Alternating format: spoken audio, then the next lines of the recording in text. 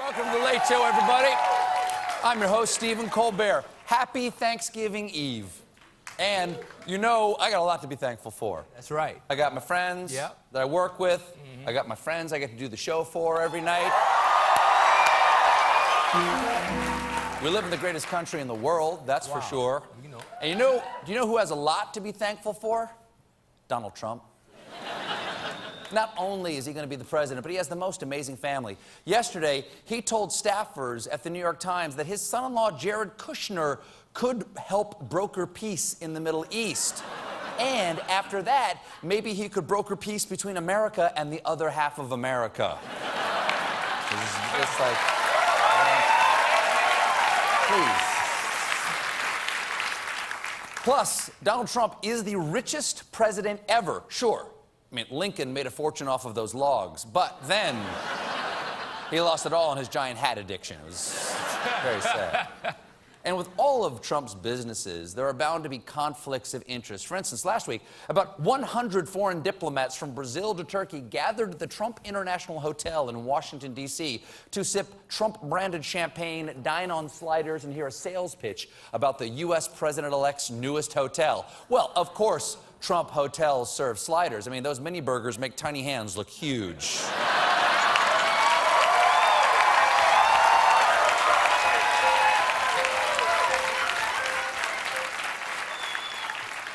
But I'm not sure the sales pitch was even necessary. One diplomat said, "Why wouldn't I stay at his hotel blocks from the White House so I can tell the new president, I love your new hotel? Isn't it rude to come to his city and say, I am staying at your competitor?" I mean, yes. I mean, obviously, it would be rude for a foreign diplomat to meet President Trump and not stay at a Trump hotel. Same way it would be rude to come to America to meet President Kennedy and not fly into JFK. Last week, Trump also met with some of his Indian business partners who are building a Trump-branded luxury apartment complex south of Mumbai, seen here on Twitter giving Trump the thumbs up and ethics the middle finger. Of course, now that he is going to be the president, business cannot occupy all of Donald Trump's attention. He's got to save that for Twitter. Like his recent tweets about Saturday Night Live. I watched parts of @NBC SNL's Saturday Night Live last night. It was totally one-sided, biased show. Nothing funny at all. Equal time for us. Equal time for us? I don't understand. What does that mean? Equal time for us? That's not how it works, buddy. You're going to be the president. That's the guy who gets made fun of. If you want to be somebody everybody loves, you should have run for Ice Cream Man, and it's a perfect job for someone who can dish it out but can't take it.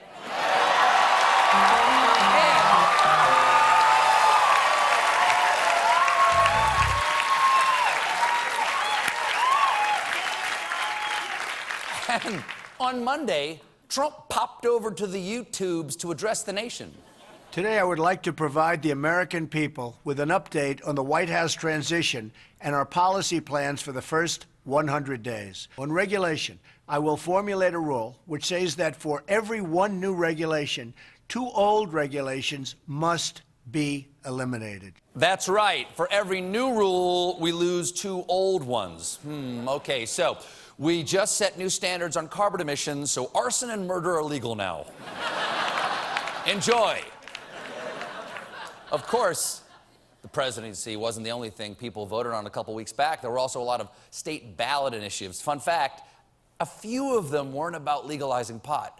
Now, there's a weird one in Colorado they voted on. The state's constitution had some old language in it that still allowed slavery as a punishment for crimes. The ballot initiative would abolish that kind of slavery, and on November 8th, it lost. See? You don't have to be depressed about the presidential election. You can be depressed about this instead. Now, here's the deal. There was no organized effort in Colorado to keep slavery. So why is it still there? Well, some people are saying it's because the question on the ballot was confusing. It said, shall there be an amendment to the Colorado Constitution concerning the removal of the exemption to the prohibition of slavery and involuntary servitude when used as a punishment for persons duly convicted of a crime? My final answer, what is Lincoln, Nebraska? Who is Louis Pasteur? What is the Great Auk? Damn it. Why'd they have to make it so complicated? Just write, should we have slavery? A, yes. B, no. C, now look, I'm not a racist, but. Hey! Of course. Hey! I like that You like that one? You like that one? You shouldn't like that one. You really shouldn't like that one, I'm here to tell you. Of course, some of us are happy with the outcome of the presidential election, while others are surviving on cupcakes and bourbon. Yeah. And after all this tension, it'd be great to take a break from talking politics, except that tomorrow is Thanksgiving. That time of year when families come together to be thankful our elections only happen once every 4 years. I love Thanksgiving, 75% of the time. But this is the 25% that's gonna suck. But can we get through this? I believe we can. As long as we remember that blood is thicker than water and that blood doesn't come out of the linen tablecloth, so put the knife down. So this year, you have a family duty to treat your political opinion just like Grandma's Jell-O mold. Choke it down and keep it down until the guests leave. And you know what?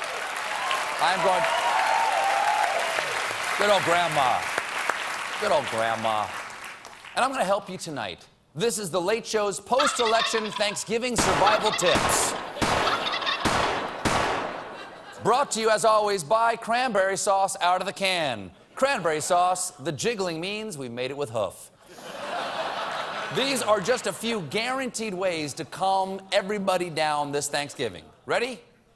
Tip number 1. The tryptophan in turkey has a naturally calming effect. So remember to eat a lot of it while driving to dinner.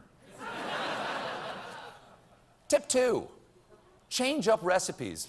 This year, instead of ground nutmeg on the pumpkin pie, how about a little shaved Xanax? Tip 3. Just because dinner's not ready yet doesn't mean you shouldn't be eating. Remember, an idle jaw is the devil's playpen. Tip 4. Cook a second turkey. Not to carve, for everyone to stab. Tip 5. The traditional touch football game is a great way to get out aggression without ruining dinner. So this year, make it tackle to the death. Tip 6. Create new things to talk about by changing up tradition. For instance, this year, deep fry the turkey. You can't talk about politics when you're busy battling the garage fire. Tip 7. Definitely prepare a vegan option for your niece coming home from college. That way, everyone can gang up on her. Tip 8, remember, these are your relatives. Try not to see them as political opponents, but rather as potential kidney donors. Stay on their good side. Do all these things, you never know. Do all these things. Do all these things, and I guarantee a wonderful Thanksgiving. And that's important, because you can pick your friends, but you can't pick your relatives. Or evidently pick your president, thanks to the Electoral College. We got a great show for you tonight. Danny DeVito is here, but first,